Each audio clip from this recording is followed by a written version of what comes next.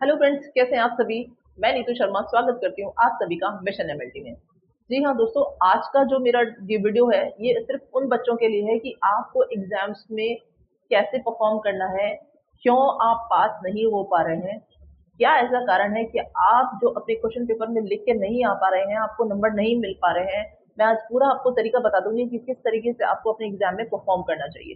ठीक है दोस्तों, देखिए बहुत ही ईजी है। सबसे पहले जो आपका एक पैटर्न होता है, तरीका होता है कि आप सबसे पहले, आपको अगर आंसर आ रहा है, ठीक है, आपको याद है कि मुझे क्या लिखना है, आप उस टॉपिक को पहले लिख लीजिए। सबसे पहली चीज बता दूं कि जो आप लिख रहे हो ना, टॉपिक लिख रहे हो, अंडरलाइन कर दो, उसको किसी और कलर से हाईलाइट कर दो, तो एग्जामिनर आपकी कॉपी देख करके भी पहचान लेता है कि इस बच्चे को आता है, इसको कॉन्फिडेंस है, तभी तो इसने लिखा है। अगर उसमें आप 2 लाइन भी लिखोगे ना, तो भी वो सेटिस्फाई हो जाएगा कि हाँ नहीं, इसने कुछ तो लिखा है, इसने अच्छे से सजा के लिखा है, दैट मीन्स इसको आता है। भले ही आपने 2 लाइन ही लिखी हो उसकी हेडलाइन। सबसे पहले आप कोई टॉपिक है, उसकी डेफिनेशन लिख दो, फिर उसके प्रिंसिपल लिख दो, फिर उसके क्लिनिकल यूजेस लिख दो, अगर कोई टेस्ट आए तो उसके क्लिनिकल यूज लिख दो, फिर उसके मेथड लिखो। आप हर चीज को इतना सजा के लिखोगे ना कि आपको एग्जामिनर कहीं नंबर रोक ही नहीं सकता।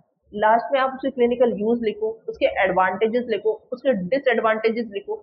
ये आपको अगर एक लाइन भी पता होगी ना, तो आप उस लाइन को अच्छे से होल्ड अप करके 2-3 भाषा में अपनी तरीके से लैंग्वेज बना करके इस तरीके से प्रेजेंट करोगे कॉपी में। कॉपी अपनी साफ सुथरी रखो दोस्तों, बहुत जरूरी है कॉपी आपकी साफ सुथरी है ना। अंडरलाइन रहेगा हर टॉपिक, रेड कलर से या ग्रीन कलर से आप अच्छे से उसको अलग से डिक्टेफाई कर पाएंगे कि हाँ ये मैंने अलग से लिखा है, तो एग्जामिनर का ध्यान जाता है फटाफट से उस कॉपी पे कि हाँ यार इस बच्चे को आता है। तो वो बहुत अच्छे से आपकी कॉपी को प्रेजेंट करेगा, आपके नंबर कहीं रुकेंगे नहीं दोस्तों। तो ये चीजें हैं एक तो। और दूसरी बात, जब आपको नहीं समझ में आ रहा है कि ये टॉपिक मुझे याद नहीं हो रहा है, तो आप उस चीज का बेसिक याद कर लीजिए कि इस टेस्ट में होता क्या है। जैसे मान लो सिकलिंग टेस्ट की बात करती हूँ, तो सिकलिंग टेस्ट होता क्या है, व्हाट इज सिकल सेल, मतलब एक बेसिक चीज तो पता ही होनी चाहिए ना दोस्तों कि हाँ भाई सिकलिंग टेस्ट है। तो सिकल हीमोग्लोबिन की बात हो रही है यहाँ पे, कैसे किया जाता है मुझे फटाफट से रिकॉल हो जाता है। इसमें तो लो ऑक्सीजन, अगर लो ऑक्सीजन में रखेंगे सेल को तो चेंजेस हो जाते हैं, डिस शेप से ये दराती या चांद जैसे शेप की हो जाती है, सिकल शेप हो जाता है। तो कुछ कुछ बेसिक चीजें अगर अपनी याद रहेगी ना दोस्तों, तो उसको अपन फटाफट अपनी अपनी लैंग्वेज में भी अच्छे से प्रेजेंट कर पाएंगे।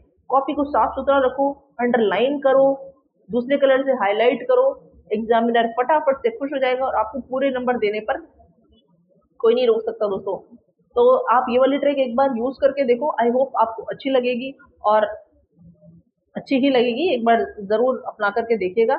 और मेरे प्यारे सभी दोस्तों को, सभी मेरे जो स्टूडेंट्स हैं, उनको एक बार फिर से ऑल द बेस्ट कहना चाहूंगी। आप अच्छे से अपने एग्जाम दीजिए, क्योंकि जीवन में अगर कुछ हासिल करना है तो पढ़ना तो पड़ेगा दोस्तों, और नौकरी भी लेनी पड़ेगी। तो all the very best, thank you.